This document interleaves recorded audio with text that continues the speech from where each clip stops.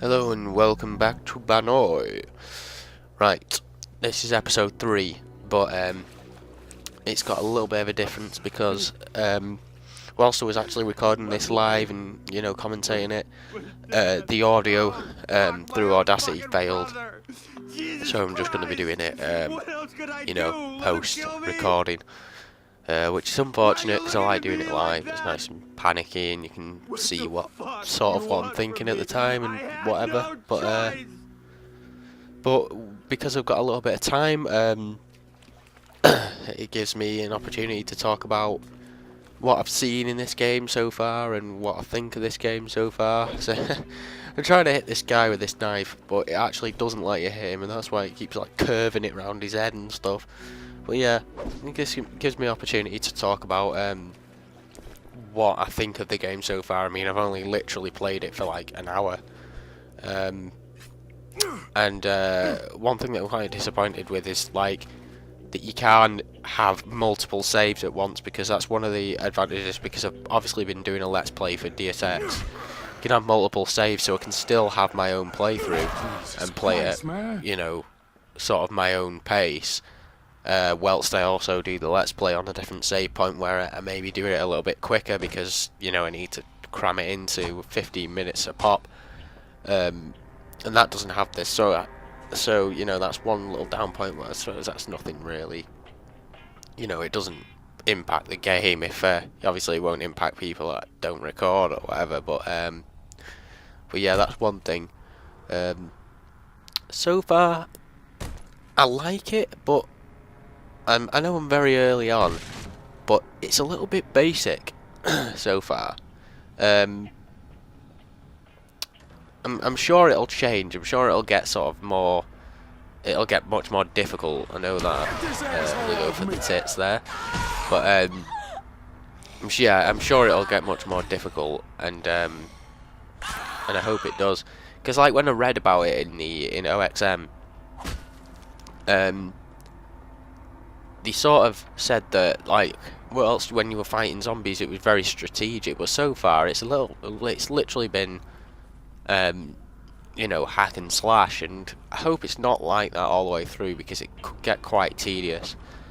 But another thing I've noticed, this game, it's similar to Far Cry 2 in that when I started, I mean, I know you haven't got the whole map to explore, you've only got like a little section, but it's similar to Far Cry in that because it's so like, the scenery's so gorgeous, and everywhere looks so bright and all that, and you don't know where anything is, you want to walk everywhere. But I'm sure it'll get to a point where you've pretty much seen everywhere and you just need to get from point to point without being, without it taking 20 minutes just to like walk and be held up all along the way and stuff.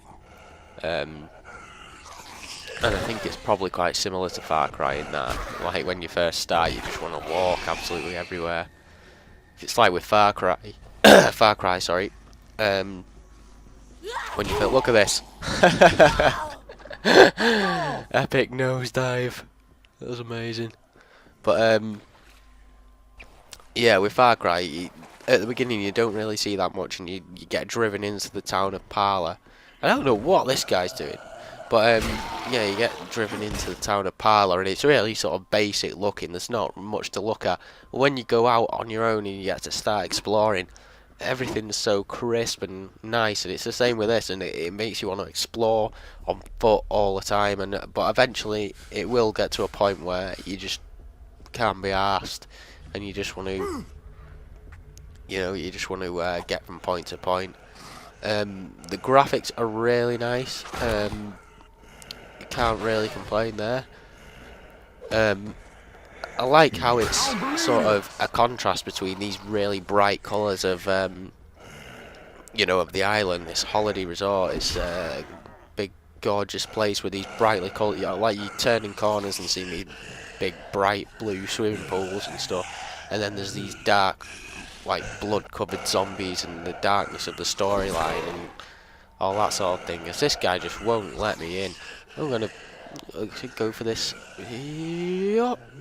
like bounce off the Lilo, and then boom,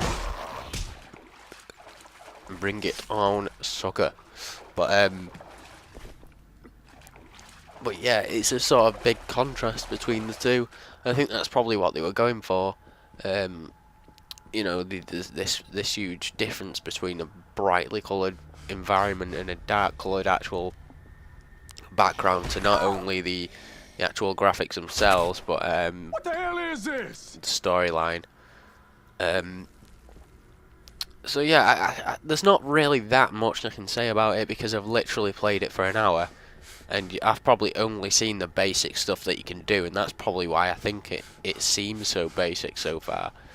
I'm sure later on when you start being able to craft your own, you know, craft upgrades and your weapons and stuff like that, that it'll become much more enjoyable and much more difficult, Like because a I do motherfucking like postcard. games to be difficult, and look at that view. But yeah, I do like games to be difficult. It keeps you at them for longer, and keeps you interested for much longer as well. Like if there's a point in a game where you're struggling to do it, it's keeping you on that game. You know, like you'll try it pretty much until you do it. So at this point, I was like, can you do a 360 and like bring your weapon up and throw it? And you can. So in one of the episodes, I'm gonna go for it. Definitely gonna go for it. But You're immune to this, but we gotta take advantage. well, yeah, it is. I've seen Did it? more similarities to Far Cry Thanks to you. than anything I'll else. just make it. There's another thing they said in OXM. It's like if Dead Rising, Borderlands, and Far Cry sort of had a child, this is what it'd be. Why the hell did I stay here with Cinnamon? I can't quite see that, but I don't know. I can compare it to a zombie apocalypse. Like if there was a zombie apocalypse in Far Cry 2, then this would be it. If you're out there and you see Maggie and the others, Other than in could you Far let me Cry, know the where only they are? melee weapon you have is the machete. I mean, But it controls thanks. very much like the I'll Blunt. be here. Well, all the weapons in Just, this I mean, do. you So know, where the hell that's else am another I gonna comparison, go? really.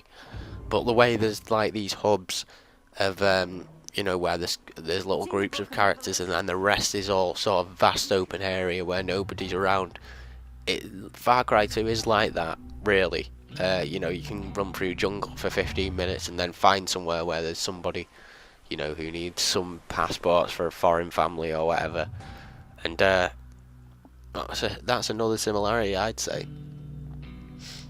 I'm just looking forward to sort of opening the map up a little bit and you know, finding some better weapons, and you know, and and learning how to actually craft, because I thought that'd be probably one of the most fun things you could do. Time we'll get the hell out of here. You know, like that nailed go mod. I out think there that's again. where you can put nails in a can find blunt a weapon lifeguard and stuff station like and that. see if And it's it's like safe. you can set, You do that for me. you can put electricity on like a machete or whatever. And that's what I'm looking forward to, and I'm looking forward to when I start actually the getting beach. It's the properly shortest way. swarmed by We'll come as zombies soon and as we stuff know like. it's Because at the safe. moment, It should be a the working max that I rating really outside. see at once is 3 or Signals when 4, it's and clear, and we'll follow they you. don't really come steaming at you. To this point, I think, I've only seen like 2 different types of zombie: the walkers and then the infected. The infected actually steam at you. They are like 28 days later zombies. And that's all I've actually seen so far. But yeah, like I said, I've not put enough time into it yet to fully have an opinion on it, but only up to this point. So at this point, I'm just like browsing the map, and it is huge. I heard that, I'm not sure whether it's on foot or in a vehicle, that if you start at one end of the map and you know, travel straight to the other, it takes like half an hour apparently. But I'm not sure whether, like I said, I'm not sure whether that's on foot or in a vehicle. I would imagine it's on foot, because if it's in vehicle, then that would be a huge map. It's like, again, going to Far Cry 2, sorry. That map in a vehicle definitely doesn't take you half an hour. It takes a long time, but it doesn't take you half an hour. It takes maybe 10-15 minutes max. But if it's in a vehicle, then that's the biggest map in an open map game that I've ever seen. No doubt about it. Like I know the Far Cry ones are different, are big, but they're different in that the travelling isn't fast on it. I mean, you know, you can fast travel, which is a bit, you know, but yeah, the travelling system on that's completely different. You don't run fast, you can't sprint. You know, it's not really the same thing. It's fucking insane.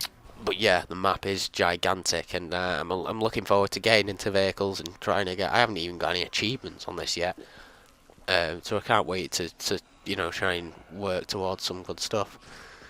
Yeah, that guy on the floor there. Yeah, I think he's been in the sun a little bit too long. He's going for the tango look. I think he's overdone it. I think this is the point where I actually lose my weapon.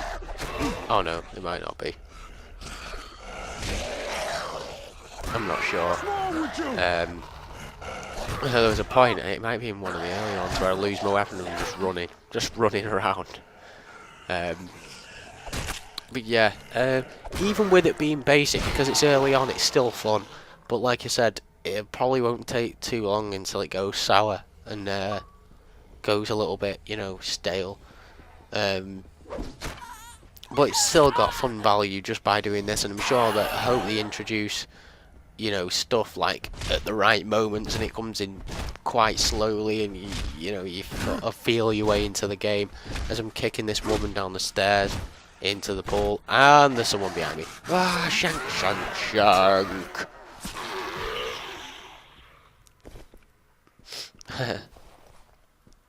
So stuff like that's good fun, you know, where you maybe get doubled up on it, and you're just swinging madly and all that. Useful. It's still got fun value, so yeah, it's definitely worth playing even from this point. One frustrating point about it is that one of the main reasons that I wanted to buy this, because I've sort of got a list of games that excuse me, a list of games that you know, I'd already planned to buy, and like that I've already pre-ordered, such as, you know, Battlefield 3, Gears 3, Modern Warfare 3, Skyrim, Dark Souls, Assassin's Creed, all these games, and this wasn't one of them. But the reason I bought it is because I wanted to play it on co-op, and that sort of fell through. And unfortunately, so I don't have anybody really that I can play co-op with, which is a little bit disappointing. And I'm not really interested in playing with a random, even though somebody did try and join me during this episode, I think, or it might have been one of the other episodes. It's quite good though, the you know, seamless joining system, because like I was just playing and it just said such and such is nearby, and it was just some random guy. Says that he's nearby, so it means that he's, you know, in a similar part to you in the game, like progress wise. So you can just join him if you want, which is quite good. The only frustrating, I suppose, if you were finding people all the time that were close to where you are in the story, it get frustrating that it keeps popping up on the screen and such. Other than that, that's a good system. That it's quite an effective system.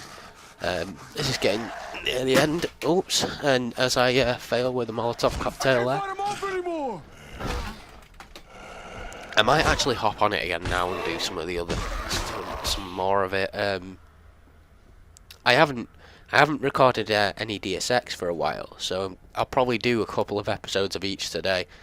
I'll upload this one to YouTube as soon as I can. This is at the end of the video, so join me for the next one.